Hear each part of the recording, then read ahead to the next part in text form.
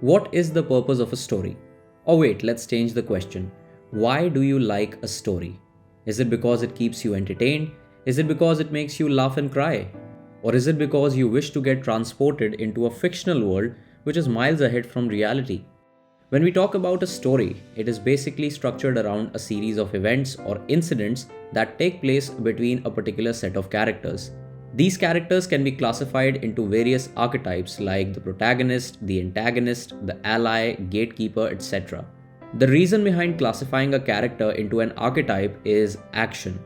Action is a decision that the character makes in order to achieve a goal. This goal is nothing but the discovery of truth. Now, in order to push a character towards taking action, you need to establish the wants and needs of the character. But then the journey of this character would be incomplete without the inclusion of obstacles, because in real life, you cannot achieve anything without conquering an obstacle. This obstacle is nothing but conflict, which can either be an internal conflict or an external conflict. We will get to understanding both of these and more in just a bit. But before that, let's answer the question. Why do we like a story? The answer is that we like to witness the struggle of a character. In the beginning of a story, the character believes in a lie. The nature of a character is based on his or her values or worldview, which forms the overall belief. When a character struggles with his or her own belief, that is internal conflict, or with another character, which can be the force of antagonism or the society, that is external conflict, that becomes the journey of discovering the truth. And it all begins when you challenge the belief of the character. And Gehraiyaan is a perfect example of the same. But how did the makers of this film achieve this? Let's take a deep dive. We are introduced with our protagonist Alisha, an ambitious working woman. Now let's define what this character wants and needs. Alisha wants to follow her passion and become successful in her career. She wants to get married to her fiancé with whom she has been living for the past 6 years. What she needs is not becoming like her mother, who got so frustrated and agonized because of her husband, Alisha's dad, that she committed suicide. She could not resist her suffering and thought of taking her own life as the ultimate resort to escape the suffocation. Alisha has been a mother to his father Vinod, but Vinod has not fulfilled the duties of a parent. This incident has clearly established our protagonist's belief.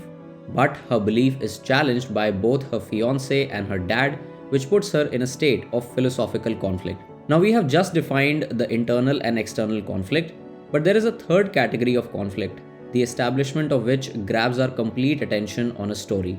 This is a conflict that truly makes a story engaging as well as memorable. This is the philosophical or the moral conflict, which is the most important type of conflict. In Gehraiyaan, Alisha's fiancé expresses a laid-back attitude towards his job and life in general. His passion of becoming a novelist seems promising but superficial at the same time. Also, we witness how, in the name of focusing on his book, he skips the regular household chores and tries to put most of the load of running the house on Alisha's shoulder. And at the same time, he also thinks that what Alisha does for a living is just something which is not very difficult and not very substantial. Sometimes his behavior reminds Alisha about the emotional atrocities of her dad. The character of Vinod, Alisha's dad, appears very few times in the film. But what seems to get established by show don't tell and direct attack with exposition is that he quit his family business and decided to shift from Mumbai without even thinking about Pavleen, Alisha's mother. Pavleen used to express her suffering and the feeling of being stuck in front of her young daughter. So the philosophical conflict or struggle for Alisha is living in a state of compromise, conformity, hopelessness, and inability to choose versus staying independent, hopeful, and having the unrestricted allowance to make choices for her life.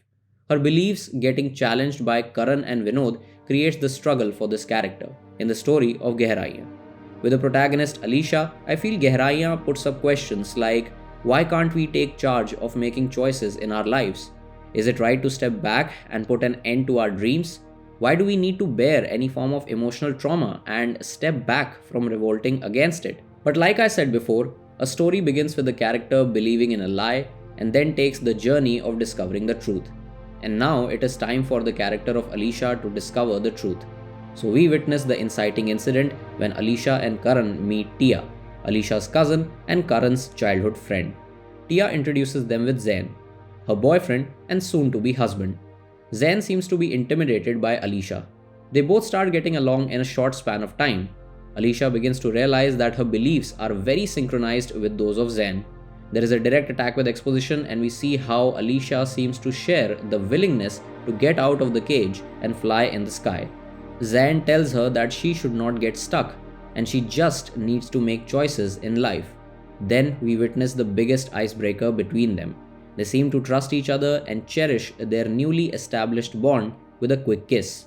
Then in the next scene, we see Zain and Alicia encountering each other. While Zain wants to talk about what happened between them and maybe take it forward from there, Alicia begins to realize that it is immoral to even think of getting along with her cousin's future husband. But then Alicia once again faces an external conflict and is heartbroken, to say the least. Zain tries to get back to Alicia. This time, Alicia does not hesitate to open the door and let Zain become a part of her life and her heart. They both confide into each other and express their affection. This act of lovemaking with Zain fills a lot of emotional voids in the life of Alicia. She starts rejoicing this newly found freedom. She becomes more powerful and feels complete. But things take a different turn, and we arrive at a plot point from where the relationship between Zain and Alicia starts disintegrating. We witness a series of external conflicts that start altering their realities and make them question their choice to be together, and more importantly, whether they will be able to sustain their relationship or not. After Karan and Vinod, Alicia gets into a state of conflict with Zain as well. She also falls into a state of internal conflict by doubting her choice to leave Karan and be with Zain. She considered Zain to be a ray of hope, the silver lining that she can hold on to for getting out into a world where she has no regrets for her decisions, and most importantly, not ending up being like her mother. But this is how the introduction of Zain's character in Alicia's life transforms her mindset. The makers of Gehraiyaan have developed a character with similar aspirations and goals as Alicia so that they can challenge her belief and eventually drive her towards finding out the truth about herself. As the external conflicts start heating up, the relationship of Zain and Alicia arrives at a brink of collapse. She realizes that maybe the choice to go with Zain was not the right one. What seemed to be an emotional connection has now turned out to be a mere escape from reality. Despite all of this, Zain and Alicia decide to give their relationship a chance and leave everything behind them to start a new life. But just when things start falling in place for Alicia, we witness a terrifying plot twist. The ally turns into a fraud character and ultimately possesses the force of antagonism. He devises a plan that crushes Alicia's hope and trust on Zain. Her life is grappled by a dangerous act of betrayal. But then somehow, destiny gives Alicia a second chance, and Zain becomes the victim of his own wrath. His evil actions drown him into the depth of his own malice. This plot point initiates a series of events that lead to a major revelation.